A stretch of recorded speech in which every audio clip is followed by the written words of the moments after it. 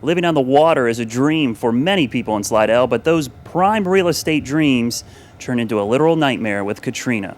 Among all this destruction and in stark contrast to the looters in New Orleans, you have people like Jacqueline Wallace.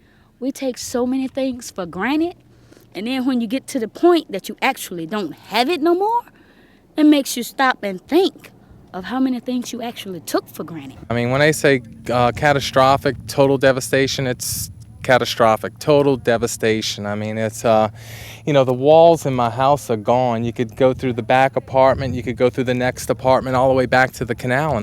Even with Guy's apartment destroyed, he says he's got it better than most. It's not bad compared to what everybody else is going through right now. I tell you, we're really fortunate.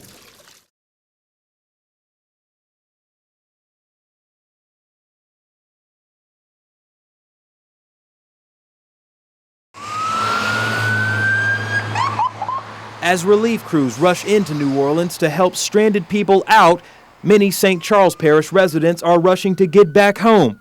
But problems persist even in towns outside New Orleans that seem to have fared well. Homes and businesses in St. Charles are still without power. Maybe you could get some gas down here. People are still waiting for gas trucks to arrive so they can make it the rest of the way home. Nobody knows where to get gas. Nobody. On the radio, they're talking about flooding, how to evacuate. They're telling all these people to evacuate, but there's no gas. Raw sewage. As you can see, all the ditches on this side of the canal are full, and the water and the condition of the water looks pretty rough. The reason? These pumps are quiet. They haven't had electricity in the area for days, and they'll need generator power to get all that sewage out. Right now, what we're doing is we're taking generators, going to lift stations, pumping them out to the sewer facility, treatment facility, but minimal use of the of your indoor facilities would be great to help out the situation. Many other residents in the neighborhood are worried about looters making their way across the river from New Orleans. Signs like these are in yards all around the neighborhood. Yeah, we've been having reports, and some of them are rumors, some of them are confirmed, of looters coming in and out of the houses. Majority of them coming from the West Bank and from the New Orleans area. That's a 38. I have a 12 gauge, I have a 410, I have 22s. I don't believe anything is going to happen here, but just in case, you always have a little bit protection on the side. We don't necessarily condone it because the Sheriff's Department has everything under control. For now, but it could be weeks before power and water are restored, not to mention peace of mind.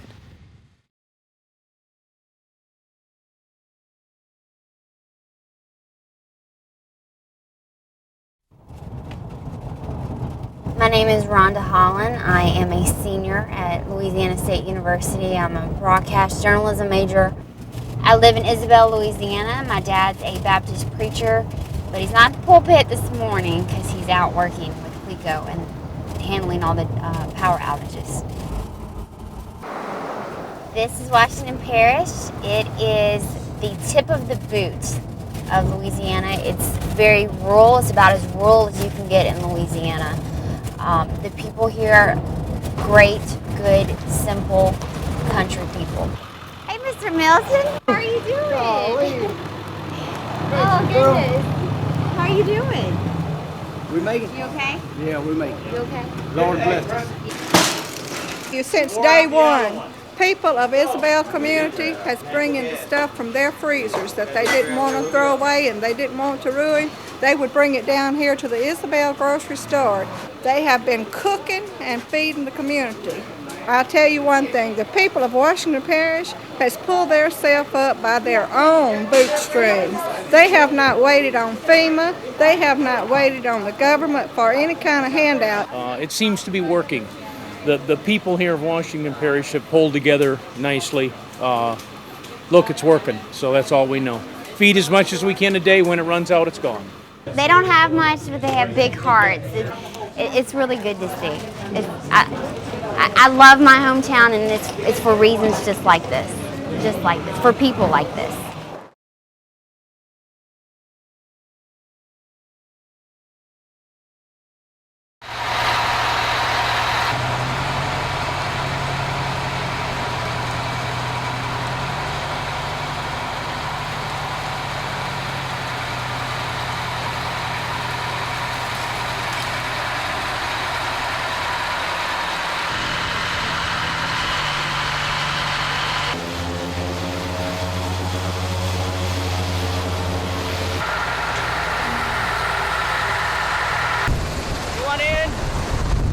Why are you staying? Why I staying? Well, I just had a mind to stay. Had a mind to stay. I didn't want to go nowhere. I was out just the other day and I lost my wallet and I was just searching around to see if I could find it. But that's all right. I'm alive, but I don't have the wallet. I told anybody find it. I live at 4120 LaSalle Street, right there. And if they want it, they can have the money if I can get my ID. In the flooded neighborhoods of New Orleans East, these firefighters from across the country spend their day searching home after home, looking for the people others left behind. What you look for is windows open, doors open. The temperature down here is kind of hot, so the people won't stay inside. You'll see them outside later on in the day. Only about 20 minutes onto the water and rescuers find their first survivor, a man trapped on the 3rd floor of this apartment building. Ready, come out? Some people actually want to stay, so when persuasion doesn't work, the firefighters use force.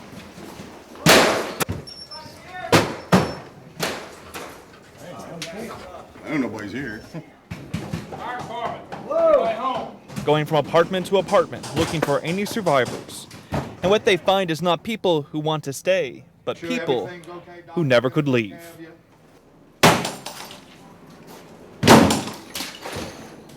Somebody might be here. Windows open. Hello? Fire department! Check your bathroom. Where you at, ma'am? All right. you all right? Fire department, ma'am. We're here to help you. Behind this door, firefighters find an 82-year-old woman, Ernestine Sims. Well, what we found was a elderly lady stuck between the toilet and her tub. She's been laying here all day long. And we just broke the toilet out. She was wedged in there. She's got severe pain on her right side. We was able to get the toilet broke out. We're lifting her out right now. We got you, Ernestine. You're going to be some fresh air right here. All right, give me some water. Man, how does that feel? If y'all had not come here when you did, what do you think would have happened? Oh, she would have died right here. She would have died right there between that toilet and that tub. I ain't gonna die. We're gonna let them know, okay? Her first taste of cold water in 8 days. Oh, you are some kind of thirsty. With her secure, there's still other people to save. 4 in all from this one complex. Hands all over, guys. Everybody grab a piece of it. You guys hang on to that until we hand it to them. They tried to get helicopters, but there's not enough. So firefighters begin the risky procedure of carefully lowering the survivors into the boat. We got her. You got her? Got her. Both sides of the feet. There you go. Be careful. You just put a cap on it right here. You all right, ma'am? Let it down. Let's put her head up here. And she's gonna do great. She's gonna make it now. Where's that? Instead of dying today or tomorrow, she got several more years. I want the United States to know that Louisiana cares, that we face this disaster and we're not backing down from the challenge. We're going to pull together. Louisiana people have a huge spirit and a huge heart, and we're pulling together. We're going to get through this. It was a force of nature. It was bound to happen, and it was meant to be. But what else is meant to be is that we're going to get through this. We're going to be better and stronger and more prepared.